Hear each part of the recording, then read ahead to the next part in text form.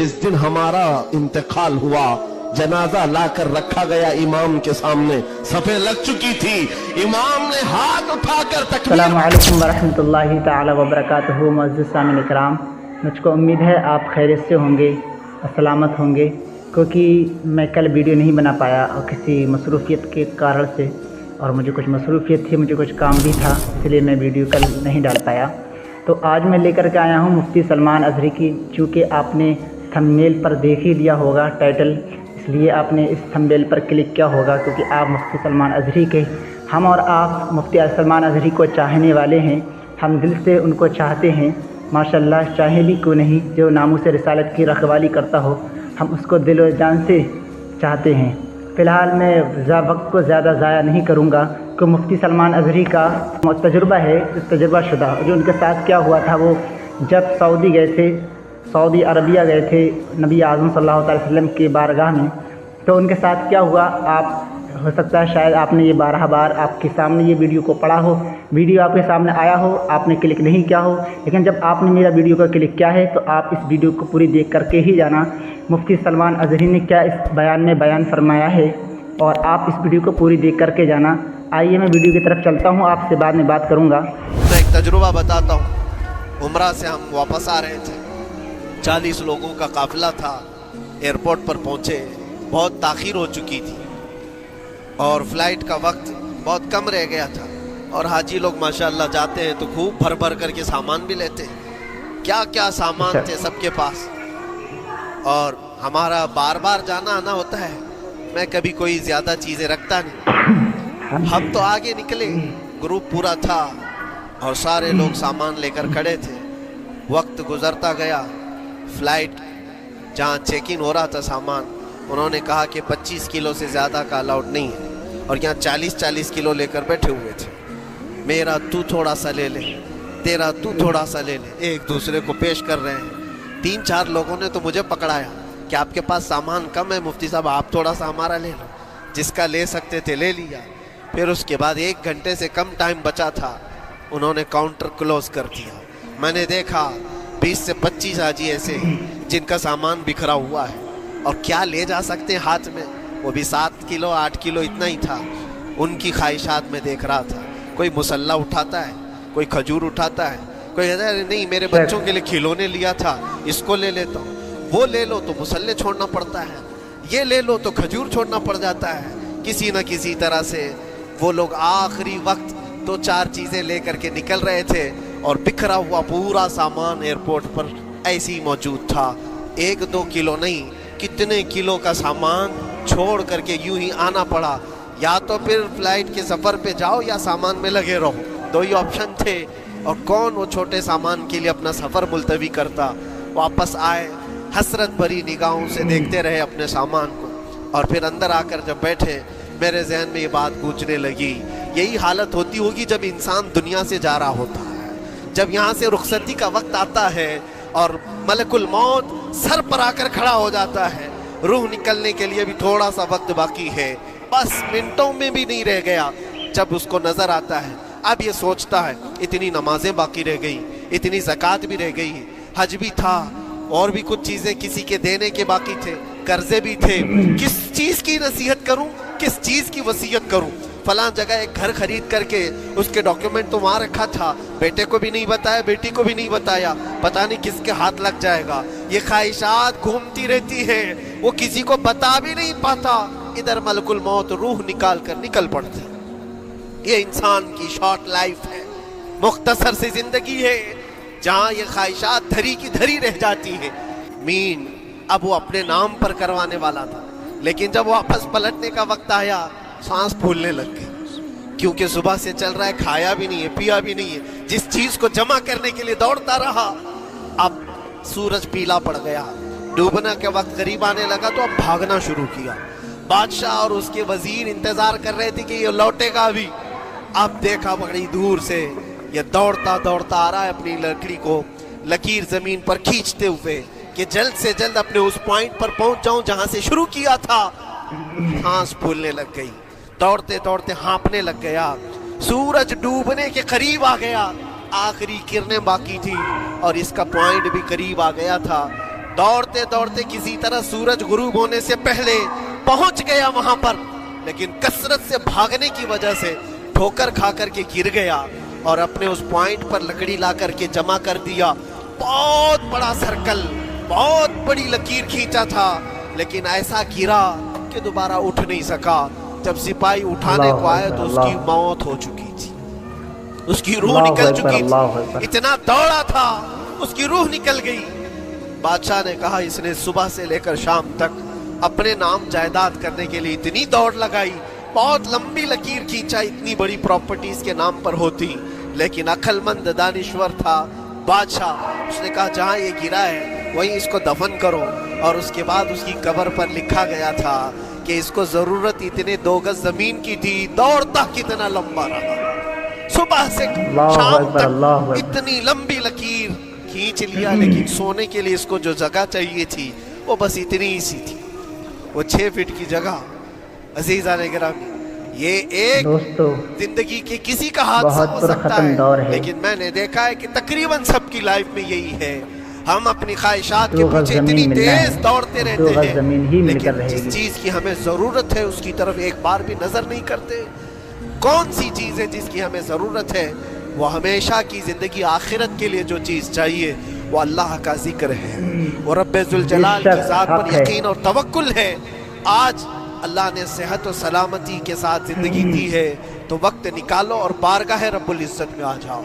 میرے عزیزوں، آخری بات عرض کرتا ہوں، خواہشات جہاں ختم ہونی چاہیے وہ کیسی ہے؟ وہ کیسی ہے؟ اللہ کے نبی صلی اللہ تعالیٰ علیہ وسلم مجلس میں بیٹھے، ایک صحابی کا مسئلہ تھا. ایک صحابی کا مسئلہ ایسا تھا کہ وہ صبح جلدی دوڑ کر کے چلے جاتے تھے. صحابہ نے ان کی شکایت کی کہ یہ فجر میں اتنی جلدی چلے جاتے ہیں کہ کسی سے ملتے ہی نہیں. حضور نے پوچھا کہ وجہ کیا ہے؟ ان سے پوچھا گیا تو انہوں نے کہا یا رسول اللہ صلی اللہ علیہ وسلم، میرا گھر ایک یہودی کے گھر سے لگا ہوا ہے، اور یہودی کے گھر پہ ایک کھجور کا درخت ہے جس کی شاخیں میری آنگن میں بھی آتی ہیں، اور پکی کھجوریں صبح صبح میرے آنگن میں گر جاتی ہیں. میں اس لیے جلدی دوڑ کر کے جاتا ہوں، میرے بچے اٹھنے سے پہلے وہ کھجوریں جمع کر کے میں اس یہودی کو دے دوں کہ کہیں انجانے میں میرا کوئی بچہ وہ کھجور کھانا لے. ہمارے لیے حلال نہیں. یہ صحابی رسول کا عمل تھا. اللہ کے نبی صلی اللہ علیہ وسلم نے فرمایا اپنے بچوں کو حلال کھلانے کے لیے اتنی فکر، اتنی فکر. عزیزان گرامی وقار، آپ سنیے، یہ تو حالات ایسے ہو گئے یہاں بڑے بڑے درخت ہی نگل گئے، کھجور تو چھوڑے، ڈکار بھی نہیں.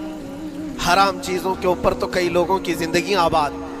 خیر، حضور پاک صلی اللہ علیہ وسلم نے ان کا مسئلہ دیکھ کر کے، ان کی تکلیف کو دیکھ کر کے اپنے صحابہ میں اعلان کیا، کوئی ہے جو اس یہودی کا درخت خرید کر کے میرے اس صحابی کو دے دے، میں اسے جنت میں پورا باغیچہ عطا کروں. اس کو حاصل کرنے کے لیے ایسی دوڑ لگتی تھی، سب گئے میں حاصل کر لوں، میں حاصل کر لوں. اب اس یہودی کو منانا تھا کہ تو ایک درخت جو ہے اپنے پڑوسی کو بیچ دے، آنگن میں اس کے ہے، بیچ دے. اب اس کو لگا کہ ان لوگوں کی ضرورت ہے، مجبوری ہے، تو وہ بھی اکڑ کر بیٹھا کہ مجھے بیچنا نہیں، مجھے دینا نہیں. اب سنیے میرے عزیزوں، مدینے میں ایک صحابی ہیں ابو دحداح. اللہ اکبر، کبھی میں پڑھتا ہوں تو حیرت ہوتی. ابو دحداح مدینے کے اس صحابی کا نام ہے جن کا باغیچہ پورے مدینے میں سب سے مشہور ہے. ان کی کھجوریں سب سے مہنگی کھجوریں. اوالی مدینہ آج بھی مشہور ہے، جہاں کی اجوا کھجوریں بہت پسند کی جاتی ہیں. ابو دحداح کا باغیچہ بنا ہوا تھا، بڑا خوبصورت تھا. لوگ مثال دیتے تھے، تعریفیں کیا کرتے تھے، ابو دحداح کا باغیچہ مدینے میں سب سے قیمتی باغیچہ ہے. ابو دحداح حضور کی بارگاہ میں آتے ہیں، کہتے ہیں یا رسول اللہ صلی اللہ علیہ وسلم، اگر میں اس ایک درخت کو خرید کر کے وقف کر دوں تو کیا میرے آقا مجھے بھی ملے گا جنت میں؟ اللہ کے نبی نے فرمایا جو میں نے وعدہ کیا ہے وہ تجھے بھی عطا کیا جائے گا. ابو دحداح کہتے ہیں اس یہودی کے پاس سیدھے آتے، کہا کہ تو ایک درخت بیچ دے گا، بدلے میں تجھے بہت اچھی قیمت دیتا ہوں. اس نے کہا کیا دو گے؟ کہا مدینے میں ابو دحداح کا باغیچہ تمہیں پتا ہے؟ اس نے کہا ہاں جانتا ہوں، نام بہت سنا ہوا ہے. کہا وہ پورا باغیچہ اس ایک درخت کے بدلے دے دیا جائے گا. एक दरख्त के बदले दे दिया जाएगा। उस यहूदी ने कहा क्या मजाक कर रहे हो, ये क्या मजाक है? मेरे आंगन में उगे हुए एक दरख्त की वजह से अबू दहदा का इतना कीमती बगीचा दे दिया जाएगा, ये कैसे पॉसिबल है? उस सहाबी ने कहा अल्लाह के नबी की बात है, हम मजाक नहीं करते। हमारे लिए वो एक बगीचा क्या, ऐसे 70 बगीचे हो नबी पाक की बात पर हम सब अता कर दें, सब हम वक्फ कर दें। उस यहूदी ने कहा कि इनकी तो मत मारी गई है मुसलमानों की, ये देखो अपने नबी की बात पर इतना कीमती बगीचा मुझे देने को तैयार है। और फिर उसने सोचा सौदा भी तो अच्छा ही है, बगीचा तो मिलेगा ही, लेकिन जो मैं दरख्त बेच रहा हूं ये जाएगा कहाँ? ये भी तो मेरे आंगन में ही रहने वाला है। दरख्त अगर कोई खरीद लिया तो ऐसा तो नहीं है कि ये दरख्त वहां जाएगा, ये तो मेरे आंगन में ही है। सौदा कर लिया।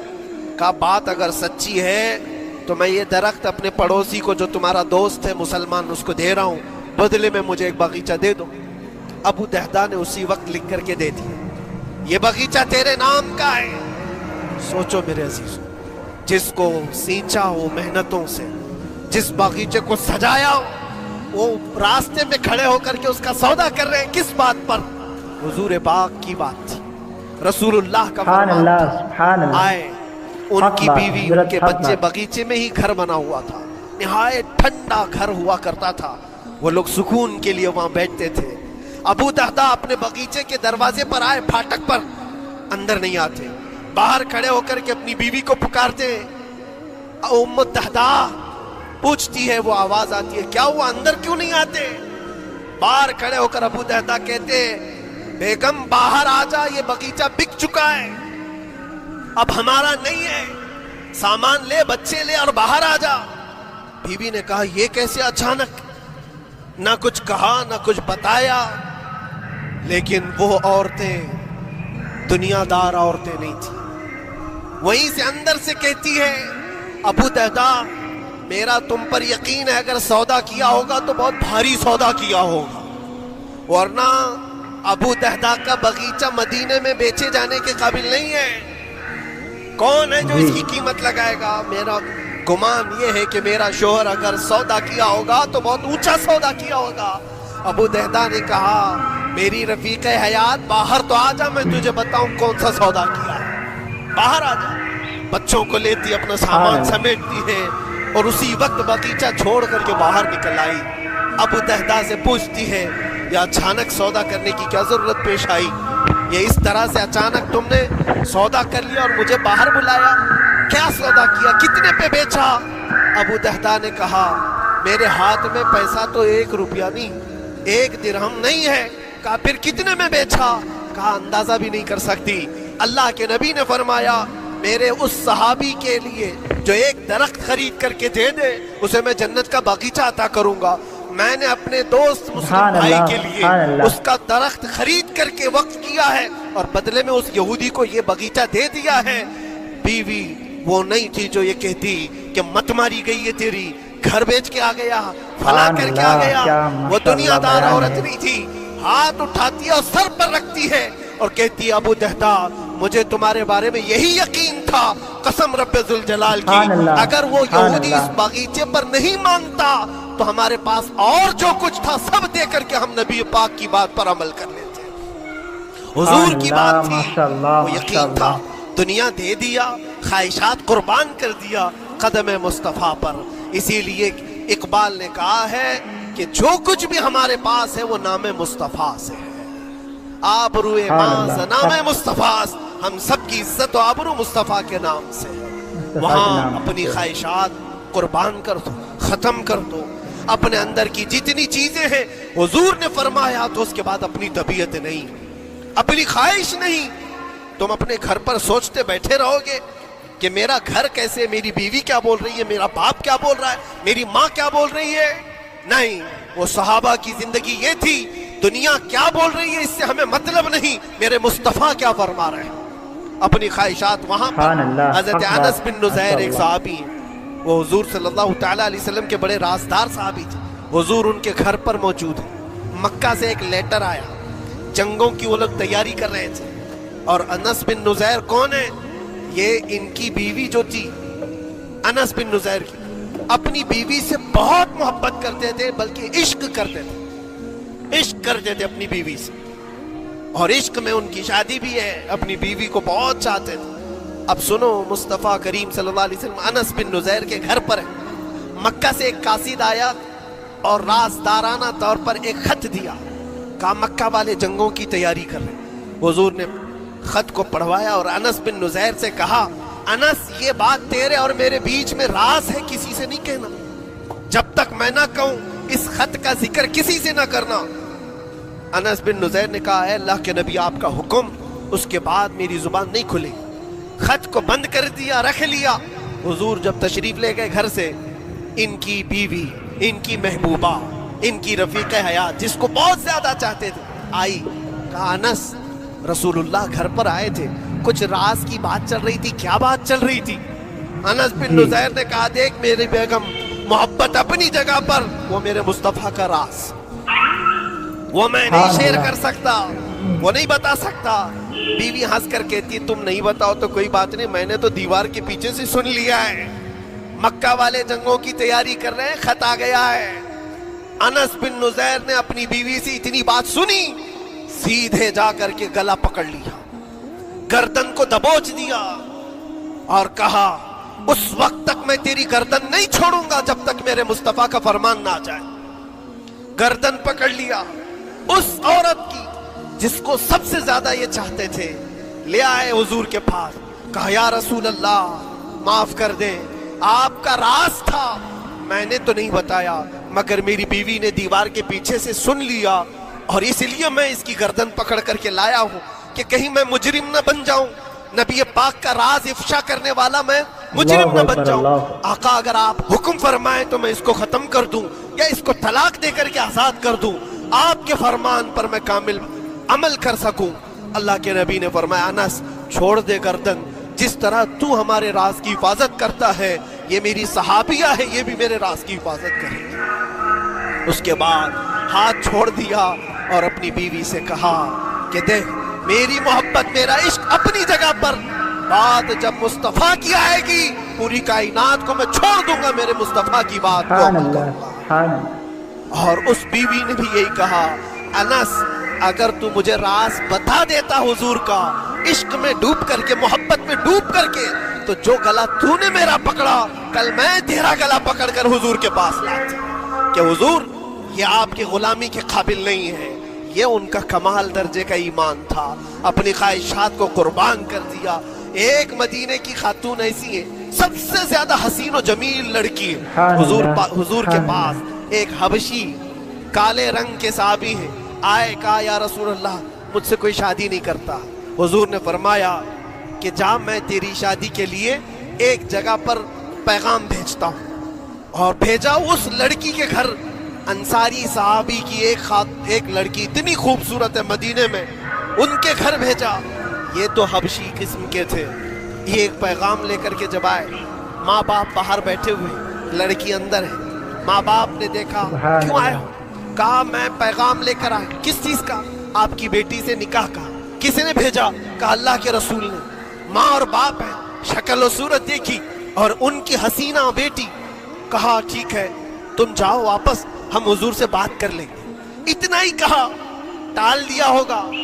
वो साहबी जो आए थे काले रंग के, उन्होंने कहा, ये तो रोज की बात थी, हर जगह रिजेक्ट होता ही था, मेरे लिए ताज्जुब की बात नहीं थी, मैं तो वापस आया हुजूर के पास। हुआ घर में क्या, अंदर जवान लड़की जो घर में मौजूद थी, भर आई। कहा, माँ बाप से पूछती है कि अम्मा कौन आया था? कहा, एक नौजवान निकाह का पैगाम लेकर के। उस खातून ने कहा, लड़की ने कहा, आपने क्या कहा? कहा, हम बात में बात कर लेंगे। कहा, आपको अंदाजा नहीं आपने कितनी बड़ी खता की है, अल्लाह के नबी का फरमान आया था और आपने टाल दिया। मैं तैयार हूं उसके साथ निकाह करने के लिए, नबी पाक का हुक्म है। माँ बाप ने कहा, बेटा तूने देखा है, बेटा तूने देखा जो पैगाम लेकर के आया था वो तेरी मैचिंग का है या नहीं, तूने देखा?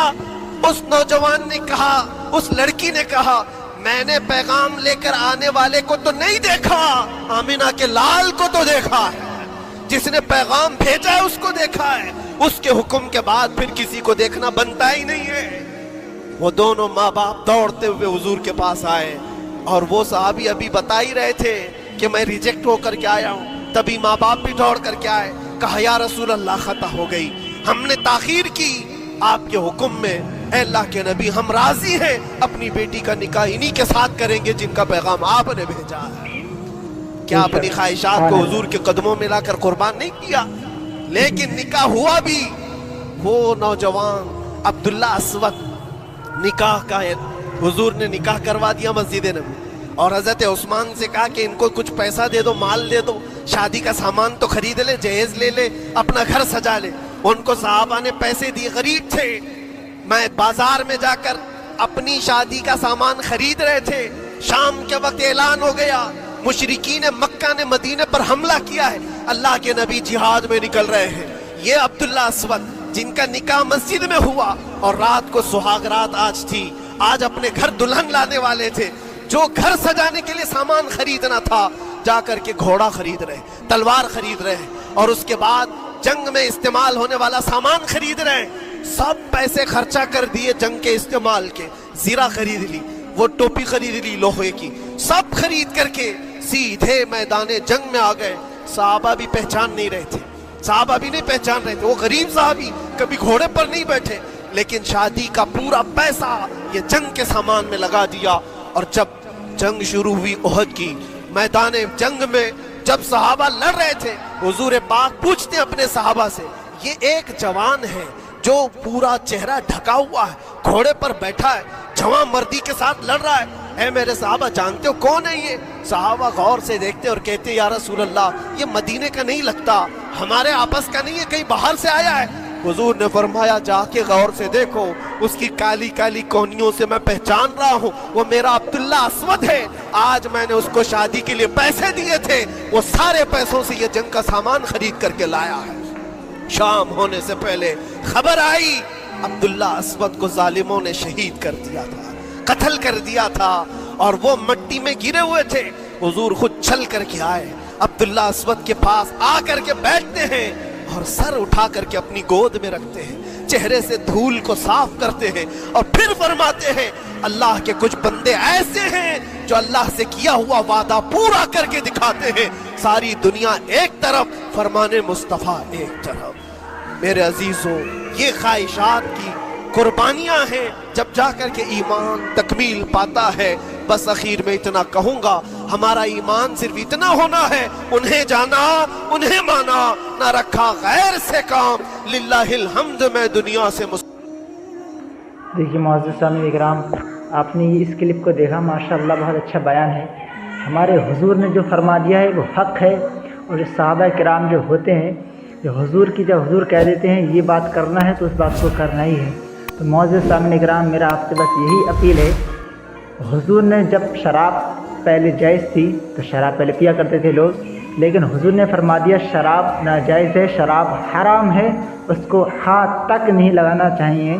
تو سب صحابہ کرام نے ہاتھ ساری شراب گھڑے کے گھڑے توڑ دیے، شراب بھرتی کے گھڑے کے گھڑے توڑ دیے۔ تو معزز سامعین اکرام، میری آپ سے بس یہی گزارش ہے، جو ہم مفتی سلمان اظہری نے یہ پیغام پہنچایا ہے، اور حضور نے جو فرما دیا جو چیز حرام ہے وہ چیز حرام ہے، تو ہم کو چاہیے کہ اپنے حضور کے فرمان پر عمل کریں۔ اور جو ہم معزز سامعین اکرام، جو بھی میری ویڈیو دیکھ رہا ہے، اس کلپ کو زیادہ سے زیادہ شیئر کریں تاکہ اس کے ذہن میں یہ بات پھنس سکے، اگر وہ شرابی ہے، زناکار ہے، شراب وغیرہ پیتا ہے اور گناہوں میں ملوث ہے، تو اس تقریر کے ذریعے، مفتی سلمان اظہری کے بیان کے ذریعے اس کو اس وبا سے، اس بلا سے چھٹکارا مل سکے۔ تو معزز سامعین اکرام، میرا چینل ہے رنگ رضا، اگر آپ نے سبسکرائب نہیں کیا ہے تو اس کو سبسکرائب کر لیں، اور زیادہ سے زیادہ شیئر اینڈ کمنٹس وغیرہ کرتے رہیں، اور اس ویڈیو کو زیادہ سے زیادہ شیئر کریں۔ السلام علیکم ورحمۃ اللہ تعالی وبرکاتہ۔